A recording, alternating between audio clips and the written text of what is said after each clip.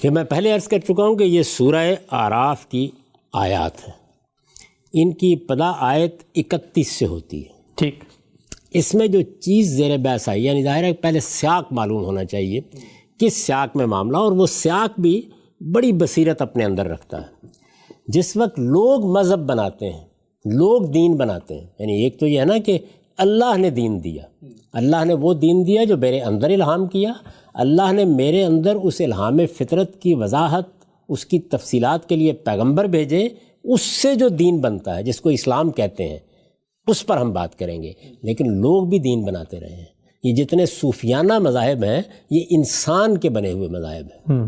ان صوفیانہ مذاہب میں بھی تزکیے کا لفظ استعمال ہو جاتا ہے۔ اچھا، اس میں بھی یہ تقاضا کیا جاتا ہے کہ فلاں فلاں چیزیں نہیں ہونی چاہیے۔ یہ سب چیزیں چونکہ انسانوں کے بنائے ہوئے ادیان میں بھی زیر بحث آتی ہیں۔ یعنی جس طرح ہم کوئی ازم دنیا میں بناتے ہیں اور دنیوی معاملات کو سامنے رکھ کے بناتے ہیں، تو ہم کہتے ہیں کہ کمیونزم میں یہ چیزیں ہوں گی، یہ نہیں ہوں گی، ٹھیک، سوشلزم میں یہ چیزیں ہوں گی، یہ نہیں ہوں گی، کیپٹلزم کے یہ تقاضے ہیں، یہ نہیں ہیں۔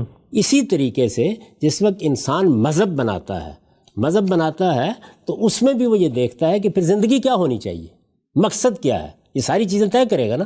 اس کے لحاظ سے وہ بھی ایک پوری کی پوری شریعت بناتا ہے۔ اچھا، تو انسان بناتے ہیں۔ یہ شریعت قدم قدم کے اوپر اصل اسلام کے مقابلے میں بھی آتی ہے، اچھا، اور بعض موقعوں کے اوپر خود کسی دین کے ماننے والے لوگ جب اس دین کو، خدا کے دین کو اختیار کرتے ہیں یا اپنے پس منظر سے آتے ہیں، تو وہ بھی ان کے درمیان اختلاط پیدا کرنے کی کوشش کرتے ہیں۔ ٹھیک، تو یہاں صورتحال یہ تھی کہ جب رسالت مآب صلی اللہ علیہ وسلم کی بعثت ہوئی تو خود مشرکین کے ہاں بھی بہت سی دینی چیزیں، اگرچہ وہاں پر اس طرح صوفیانہ مذاہب کا ورود تو نہیں ہوا، لیکن بہت سی دینی چیزیں توہمات کی صورت اختیار کر چکی تھیں۔ ٹھیک، یعنی ایک یہ چیز ہوتی ہے کہ پورا کا پورا دین ہی آپ نے باہر بیٹھ کے بنا لیا، جس کو میں متوازی دین کہتا ہوں، اور ایک چیز یہ ہوتی ہے کہ اصل دین موجود تھا، اس میں ایسی بدعتیں پیدا کر دی گئیں جو اصل میں اسی سے متاثر ہو کے کی گئی ہیں، ٹھیک، انسانوں کے بنائے ہوئے دین تھے۔ اس میں ایک چیز یہ تھی کہ آدمی جب مسجد میں آتا ہے، جب اللہ کی بارگاہ میں جاتا ہے، جب وہ عبادت کرنا چاہتا ہے، ظاہرہ حرم تھا، حرم کے وہ متولی تھے، حرم میں آتا ہے تو اس موقع کے اوپر اسے دنیا کو ہٹا کے آنا چاہیے۔ یہ دنیا کی زینت، یہ کپڑے، یہ نہیں ہونے چاہیے۔ اس میں نوبت یہاں تک پہنچ گئی کہ برہنہ طواف کو بڑی اہمیت حاصل ہو گئی۔ اچھا، یہ پس منظر ہے جس میں اللہ تعالیٰ اپنی بات شروع کر رہے ہیں۔ اب دیکھیے کیسے شروع کرتے ہیں۔ فرمایا یا بنی آدم خذوا زینتکم عند کل مسجد وکلوا واشربوا ولا تسرفوا انہ لا یحب المسرفین۔ پہلے گویا تنقید کی، یہ بتایا کہ آدم کے بیٹو ہر مسجد کی حاضری کے وقت اپنی زینت کے ساتھ آؤ۔ ساری ترتیب ہی بالکل الٹ کر رکھ دی۔ یعنی وہاں یہ تھا کہ یہ بدن بھی مایا کا جال ہے، یہ لباس بھی تم نے اصل میں اس کو پہنا کر اس میں فخر و غرور پیدا کر دیا ہے، اتارو اس سب کچھ کو، دھونی رماؤ، جنگل میں جاؤ۔ یعنی یہ چیز صوفیانہ مذاہب میں ہدف بن جاتی ہے، یہی چیز حاصل کرنی ہے۔ اسی وجہ سے رہبانیت آپ نے دیکھا کہ پیدا ہوئی۔ جی، تو قرآن مجید نے یہ کہا کہ تم مسجد کی حاضری کے وقت اپنی زینت کے ساتھ آؤ۔ اسی طرح کھانے پینے کے معاملے میں آپ کو یاد ہوگا کہ بالعموم صوفیانہ مذاہب میں ایک قاعدہ کلیہ بیان کیا جاتا ہے کہ اگر تم نے اللہ تعالیٰ کو پانا ہے، اس کے قریب ہونا ہے، تو قلت طعام، قلت منام، قلت کلام، یعنی اپنے کھانے پینے کو کم کرو۔ اس میں ظاہر ہے جو طیب چیزیں ہیں، حلال چیزیں ہیں، وہ بھی زیر بحث آتی ہیں کہ ان میں دل نہیں لگانا۔ یہ اصل میں مایا کا جال ہے جس میں تم، قرآن مجید نے یہ کہا کلو واشربو، کھاؤ پیو، مگر حد سے آگے نہ بڑھو۔ یعنی یہ بتایا کہ میرا دین کس نوعیت کا ہے۔ یہ ایک بنیادی بات تھی۔ میں اس کی مزید تفصیل اس لیے نہیں کر رہا کہ یہ اصل میں پس منظر ہے اس کا، تاکہ واضح ہو جائے۔ اللہ حد سے بڑھنے والوں کو پسند نہیں کرتا۔ تو گویا یہ اپنا پیغام بھی بتا دیا کہ میرا دین اعتدال پر مبنی ہے، وہ انسانی فطرت پر مبنی ہے، وہ اس کے تقاضوں کو سامنے رکھ کے دیا گیا ہے، اس میں اس طرح کے مطالبات نہیں کیے گئے۔ ٹھیک، نہ کھانے پینے سے روک دیا گیا ہے، نہ کوئی قلت طعام اور قلت منام کے لیے کوئی تبلیغ کی گئی ہے، نہ اس کے اندر زینتوں کو لازمی طور پر کوئی دنیا کی چیز قرار دیا گیا ہے۔ یہ سب کچھ نہیں ہے۔ لہذا میری مسجد میں آنا ہے، میری بارگاہ میں حاضر ہونا ہے تو اپنی زینت سے آؤ۔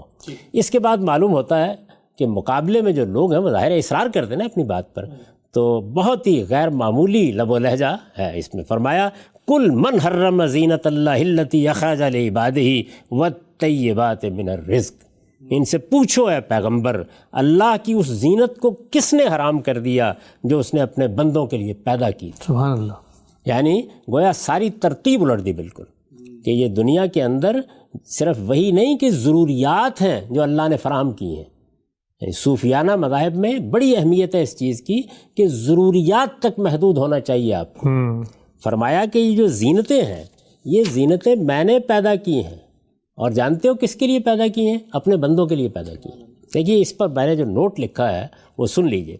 زینت کا لفظ عربی زبان میں ان چیزوں کے لیے آتا ہے جن سے انسان اپنی حصے جمالیات کی تسکین کے لیے کسی چیز کو سجاتا بناتا ہے.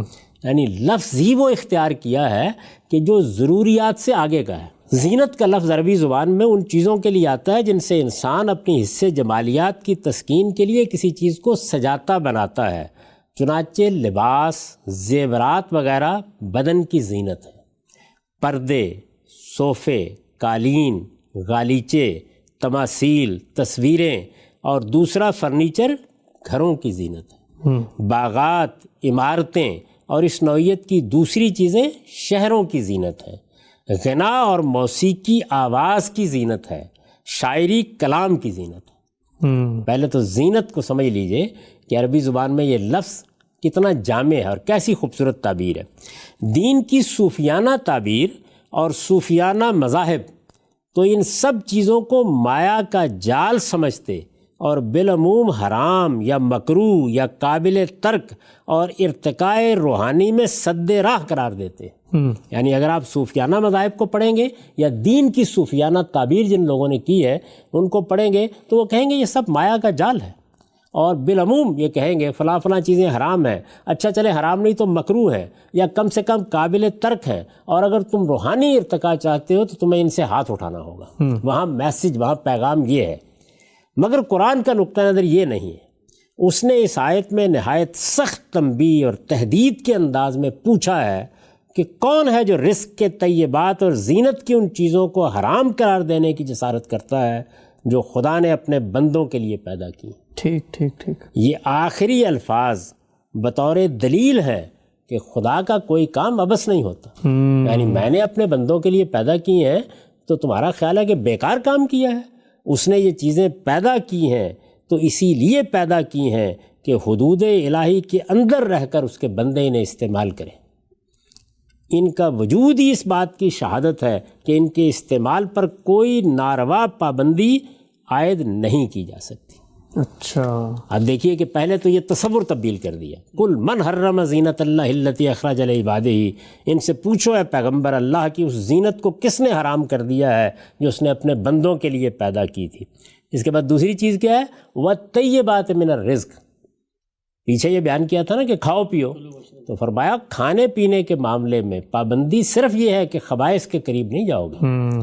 لیکن جو طیبات رزق ہیں، جو پاکیزہ چیزیں ہیں کھانے کی، ان پر کوئی پابندی کیوں عائد کرو گے؟ حدود سے تجاوز نہ کرنا ایک الگ چیز ہے، لیکن ان کو حرام کیسے کہو گے، مکروہ کیسے کہو گے؟ اللہ نے یہ کھانے کی چیزوں میں جو تنوع پیدا کیا ہے اور اتنے طیبات تمہارے لیے پیدا کیے ہیں، وہ پرندوں کے گوشت کی صورت میں، جانوروں کے گوشت کی صورت میں، دریائی جانوروں کے گوشت کی صورت میں، اس سے آگے بڑھ کر سبزیوں اور پھلوں کی صورت میں، یعنی طیبات سب کے سب. تو یہ بات بیان کر دی کہ حرام کیا ہے؟ حرام خبائث. ٹھیک. اب ایک قطع کلامی کی معذرت چاہتا ہوں، یہ بتائیے گا اس موقع پہ جو اتنی سٹریس سے اللہ تعالیٰ نے بات کی ہے کہ کل من حرم زینت اللہ التی اخرج لعبادہ والطیبات من الرزق، جن لوگوں نے کیا تھا یہ کام انہوں نے تو اللہ کی تائید، خوشنودی اور اللہ کے قریب قرب کے لیے کیا تھا، لیکن اس موقع پہ اللہ تعالیٰ ان کے اس چیز کو بالکل اگنور کر کے کہ اگرچہ مجھ سے قریب ہونے کے لیے تم نے سب کچھ ممنوع قرار دے کے حرام کر لیا، لیکن کس نے یہ غصے اور اتنے عتاب کی وجہ کیا ہے یہاں پہ؟ یہ ہے کہ اللہ کا آخری پیغمبر اس وقت قرآن کی صورت میں دین کی وضاحت کر رہا ہے. اچھا، اس کے مقابل میں اگر کوئی چیز باقی رہ گئی اور ادنا نرمی بھی برتی گئی تو پھر دین کے اندر اسی طرح کی بدعتیں در آئیں گی. ٹھیک. البتہ ان لوگوں کے اوپر کچھ شفقت کا ہاتھ رکھا ہے لیکن وہ سورہ حدید میں رکھا ہے، وہ ایک الگ موضوع ہے۔ تو کہا ان سے پوچھو اے پیغمبر، اللہ کی اس زینت کو کس نے حرام کر دیا جو اس نے اپنے بندوں کے لیے پیدا کی تھی، اور کھانے کی پاکیزہ چیزوں کو کس نے ممنوع ٹھہرایا ہے۔ اب دیکھیے یہاں پر یہ پاکیزہ چیزوں کو کس نے ممنوع ٹھہرایا ہے، یہ جب بات کہی اللہ تعالیٰ نے تو اس کا مطلب کیا ہے؟ اس کا مطلب یہ ہے کہ کھانے پینے میں پاکیزہ چیزیں حلال ہیں، خبائث حلال نہیں، یہ واضح کر دیا۔ لیکن واضح کرنے کا طریقہ کیا اختیار کیا؟ وہ یہ کہ فہرست دینے کی ضرورت نہیں ہے، صرف طیبات کا لفظ استعمال کر دیا۔ یہ قرآن مجید کا اعجاز بھی ہے اور ایجاز بھی ہے، بہت کمال سے بات بیان کرتے ہیں۔ آگے ذرا سنیے کیا ہے جی، قُلْ هِيَ لِلَّذِينَ آمَنُوا فِي الْحَيَاةِ الدُّنْيَا خَالِصَةً يَوْمَ الْقِيَامَةِ، ان سے کہو وہ دنیا کی زندگی میں بھی ایمان والوں کے لیے۔ اچھا، ایک سوال پیدا ہوتا ہے نا کہ کی ہیں اللہ نے زینتیں پیدا، چلیے مان لیا، لیکن ایمان والوں کو تو ان سے بالا تر رہنا چاہیے نا، وہ جنت کے لیے زندگی بسر کرے۔ فرمایا میں نے پیدا ہی ایمان والوں کے لیے کی۔ اچھا، ظاہر ہے کہ اس کے مقابل کا یہ جملہ مقدر ہو گیا، لیکن خدا نے منکروں کو بھی ان میں شریک کر دیا۔ فرمایا میں نے ایمان والوں کے لیے پیدا کی تھی، منکر تو تمہارے طفیل ان میں شریک ہوئے، یعنی اصلاً ایمان والوں کا، اصلاً ایمان والوں کے لیے پیدا کی تھی، اور قیامت کے دن تو خاص انہی کے لیے ہوں گی۔ یعنی فرق کیا ہے دنیا میں؟ یہاں میں نے ایمان والوں کے لیے پیدا کی، منکرین بھی فائدہ اٹھاتے ہیں، وہاں وہ صرف ایمان والوں کے لیے خاص ہو جائیں گی، منکروں کا ان میں کوئی حصہ نہ ہوگا۔ اس کے بعد کس شان سے فرمایا کذالک نفصل الآیات لقوم یعلمون، ہم ان لوگوں کے لیے جو جاننا چاہیں اپنی آیتوں کی اسی طرح تفصیل کرتے ہیں۔ ٹھیک، میں بھی اپنے ناقدوں سے کہتا ہوں کہ اسی طرح تفصیل سے سمجھا کریں کہ کس بات پر آپ نقد کرنے کے لیے جا رہے ہیں۔ اللہ نے اپنی آیتوں کی وضاحت کر دی، یہ بتا دیا کہ ایسے ہے یہ۔ اس پر بھی میں نے ایک چھوٹا سا نوٹ لکھا ہے، قرآن کا یہ اعلان اگر غور کیجئے تو ایک حیرت انگیز اعلان ہے۔ عام مذہبی تصورات اور صوفیانہ مذاہب کی تعلیمات کے برخلاف قرآن دینی زندگی کا ایک بالکل ہی دوسرا تصور پیش کرتا ہے۔ تقرب الہی یعنی اللہ کا قرب، اور وصول اللہ، اللہ تک پہنچنا۔ تقرب الہی اور وصول اللہ کے لیے دنیا کی زینتوں سے دستبرداری کی تلقین کے بجائے وہ اہل ایمان کو، ایمان والوں کو ترغیب دیتا ہے کہ اسراف و تبذیر سے بچ کر اور حدود الہی کے اندر رہ کر زینت کی سب چیزیں وہ بغیر کسی تردد کے استعمال کریں اور خدا کی نعمتوں پر شکر بجا لائیں۔ ٹھیک، یہ گویا میسج ہے اس کا۔ اب میسج سمجھ میں آ گیا، اب ہم اس آیت کے اوپر آتے ہیں، وہ اس کے فوراً بعد ہے، یعنی یہاں تک تھی آیت 32، 31 سے شروع ہوا اور 32 تک ہم پہنچ گئے۔ اب اللہ تعالیٰ نے یہ بیان کیا، اوپر کیا بیان ہو گیا؟ یعنی یہ بات بالکل واضح کر کے بیان کر دی گئی کہ طیبات صرف تمہارے لیے حلال ہیں۔ ٹھیک، طہارت کی جتنی چیزیں دین میں بیان کی گئی ہیں سب ایجابی احکام ہیں، یعنی تم منہ صاف رکھو گے، تم یہ کام کرو گے، تم وہ کام کرو گے، تاکہ آپ یہ سمجھ سکیں کہ آپ کو اپنے آپ کو پاکیزہ کیسے رکھنا ہے۔ ٹھیک، اس کے بعد کھانے پینے کے احکام کے بارے میں اوپر بیان کر دیا کہ طیبات حلال ہیں، خبائث کے قریب نہیں جاؤ گے۔ ٹھیک، یہ اب گویا وہی بات جو میں نے بیان کی تھی اس کی تفصیل ہو رہی ہے۔ اب ہم اس مقام پر پہنچ گئے کہ جہاں پر ہمیں یہ بتایا جائے گا کہ اخلاق کی تطہیر کے لیے میں نے کن چیزوں کو ممنوع قرار دیا، یعنی وہ کرائٹیریا یا وہ کانسیپٹ کیا ہے، وہ بنیاد کیا ہے۔ یعنی تزکیہ اصل ہے، تزکیہ بنیاد ہے، تزکیہ مقصد ہے، اس پر اب وہ کیا چیزیں ہیں کہ جو اخلاقی پہلو سے تمہارے لیے ممنوع قرار دی گئی۔ اب ذرا ایک نظر ڈال کے دیکھ لیجئے کہ جو عبادات کی نوعیت کی چیزیں ہیں وہاں حلت و حرمت زیر بحث ہی نہیں آ سکتی، جی وہ تو عبادت مقرر اس لیے کہ وہاں تو کوئی چیز واجب ہوگی، کوئی چیز فرض ہوگی، کوئی چیز مستحب ہوگی، ایسا ہی ہوگا نا؟ بالکل ایسے ہی۔ اچھا، یہی صورتحال جو ہے یہ تطہیر بدن کے احکام میں، وہاں بھی چیزیں یا مستحبات میں سے ہوں گی یا فرائض و واجبات ہوں گے۔ ٹھیک، وہاں حلت حرمت کا سوال پیدا نہیں ہوتا۔ بالکل ٹھیک، حلال حرام کا سوال دین کے دو ابواب ہیں جن میں پیدا ہوتا ہے، ایک خورونوش کا باب اور دوسرے اخلاق کا باب۔ کھانے پینے میں اور اخلاق میں، یہی قرآن مجید نے یہاں واضح کیا، یعنی پہلے کھانے پینے کے بارے میں یہ بیان کر دیا، اس کے بعد اب آخر میں آ کے یعنی جب بات کی پوری طرح وضاحت کر دی تو آخر میں پھر اس سوال کا جواب دیا کہ پروردگار نے کیا باقی سب چیزیں حلال کر دی ہیں؟ یعنی جب بات یہاں سے شروع ہو گئی کہ زینت کی سب چیزیں حلال ہیں، جب بات واضح کر دی گئی کہ اس دنیا میں کون یہ جسارت کرے گا کہ اللہ کی پیدا کی ہوئی زینتوں کو جو اس نے پیدا ہی اہل ایمان کے لیے کی ہیں حرام ٹھہرائے، یہ بھی واضح کر دیا کہ طیبات رزق سب حلال ہیں۔ ٹھیک، اس سے یہ معلوم ہو گیا کہ کھانے پینے کی چیزوں میں خبائث ممنوع ہے، تو کھانے پینے یا خور و نوش کے باب کی حرمت بھی واضح ہو گئی۔ واضح ہوگی۔ اب سوال پیدا ہوا کہ بس کیا یہی معاملہ ہے؟ اس کا جواب دیا قرآن مجید نے۔ اچھا، تو اب کون سا باب باقی ہے؟ تطہیر اخلاق کا باب باقی ہے۔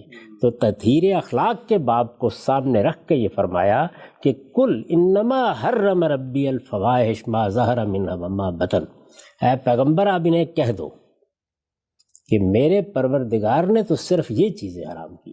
اچھا، چنانچہ میں نے جب جب یہ چیز بیان کی ہے، اگر آپ سن کے دیکھیں تو ہمیشہ یہ کہا ہے کہ کھانے پینے کی چیزوں کے علاوہ خور و نوش کے چیزوں کے علاوہ، اس لیے کہ ان کا ذکر اوپر آ چکا ہے، اور عبادات اور جو جسم کی طہارت ہے وہ زیر بحث وہ زیر بحث نہیں ہوتی کبھی، یعنی وہاں پر حرمت حلت کا سوال ہی نہیں۔ ٹھیک، اس کو پھر ذہن نشین کر لیجئے کہ 4 ابواب ہیں، یعنی پورے دین کا اگر آپ استقصاء کریں، اس کے تمام احکام کو استقراء کی نظر سے دیکھیں تو 4 نوعیت کے احکام ہمیں دیے گئے ہیں۔ پورے دین کا کانٹینٹ، پورے دین کے مشمولات انہی 4 عنوانات کے تحت آتے ہیں، یعنی یا وہ عبادات کی نوعیت کی چیزیں ہوں گی، یا وہ تطہیر بدن کے احکام ہوں گے، یا تطہیر خور و نوش کے ہوں گے، یا تطہیر اخلاق کے ہوں گے۔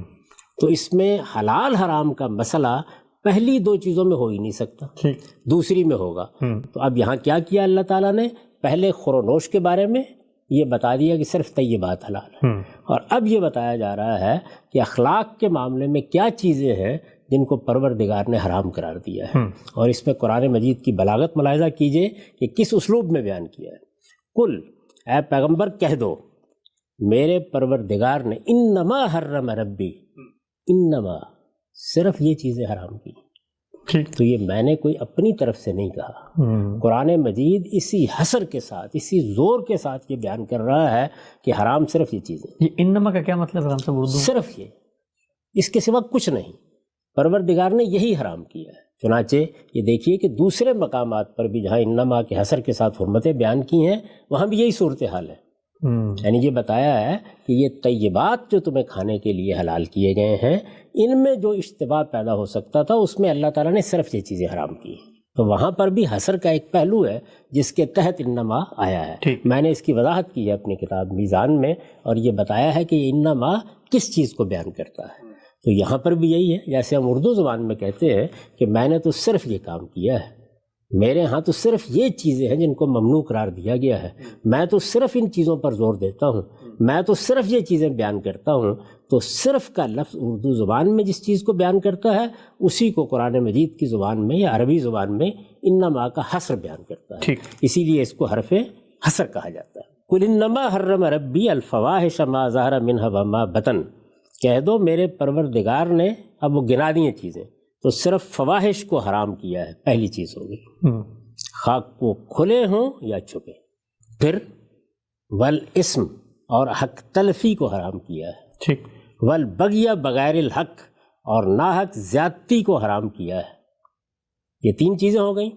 وان تشرکوا باللہ ما لم ینزل بہ سلطانہ، اور اس کو حرام کیا ہے کہ تم اللہ کے ساتھ کسی کو شریک ٹھہراؤ جس کے لیے اس نے کوئی سند نازل نہیں کی۔ وان تقولوا علی اللہ ما لا تعلمون، اور اس کو کہ تم اللہ پر افطرا کر کے کوئی ایسی بات کہو جسے تم نہیں جانتے۔ یہ 5 چیزیں اللہ تعالیٰ نے یہاں اس زور کے ساتھ بیان کیا ہے کہ حرام کی ہیں، کہ صرف یہی حرام کی ہے۔ اسی بات کو میں نے مختلف موقعوں پر بیان کیا ہے، اسی کی وضاحت اپنی اس تفسیر میں کی ہے جو اس وقت میرے ہاتھ میں ہے، اسی کی وضاحت میں حلال و حرام کے موضوع پر مقامات میں ایک مضمون لکھا ہے۔ تو اب جس کسی کو معترض ہونا ہو پہلے پوری بات اس کو معلوم کرنی چاہیے، دیکھنا چاہیے بات کیا کہی گئی، کہاں کہی گئی، کس پہلو سے بیان کی گئی۔ بعض اوقات مختصر جواب دیتے ہوئے اس کی تفصیل ممکن نہیں ہوتی۔ تو اب میں نے پوری تفصیل سے آپ کو بتایا ہے کہ یہ جو اللہ تعالیٰ نے فرمایا کہ میں نے صرف یہ چیزیں حرام کی ہیں، تو یہ کس سیاق میں فرمایا ہے؟ یعنی تمام زینتیں بالکل حلال ہیں، کوئی زینت کی چیز اللہ تعالیٰ نے حرام نہیں کی۔ پھر یہ بتا دیا کہ طیبات رزق بھی حلال ہیں، خبائث ہیں جن کی ممانعت کی گئی ہے خور و نوش کے معاملے میں، اور اب اگر تم جاننا چاہتے ہو کہ اللہ نے حرام کیا ہے تو یہ 5 چیزیں حرام کی ہیں، اور یہ 5 چیزیں ہیں جن میں سے ایک ایک کو اب ہمیں سمجھنا چاہیے کہ اس میں کیا بیان کیا گیا ہے۔ ٹھیک، جب یہ کہا جاتا ہے یہ 5 چیزیں، تو اس کا مطلب یہ ہے کہ یہاں وہ چیزیں بیان کر دی گئی ہیں کہ اب یہ جہاں جہاں پائی جائیں گی اسے حرمت لاحق ہوتی چاہیے۔ یعنی 5 عنوانات ہیں۔ یہ 5 گویا یوں سمجھ لیجیے کیٹیگریز بن جاتی ہیں۔ ایک لحاظ سے یہ 5 انواع ہیں جن کو قرآن مجید نے یہاں نہایت بلیغ اسلوب میں بیان کر دیا ہے۔ لیکن اس طرح بیان کرنے کا فائدہ کیا ہوا؟ وہ یہ ہے کہ حلال حرام کا موضوع ہے جو مذہبیات میں سب سے اہم موضوع ہوتا ہے۔ لوگ عام طور پر مذہب پر گفتگو جب کرتے ہیں تو سب سے بڑا مسئلہ یہی پیش آتا ہے، ایک عام آدمی کے لحاظ سے دیکھیے، یہ حرام ہے، وہ حرام ہے، اس کے قریب نہ جاؤ، یہ ممنوع ہے، ایسا ہی ہوتا ہے۔ اس میں وہ مذہبی علماء کے پاس جاتے ہیں۔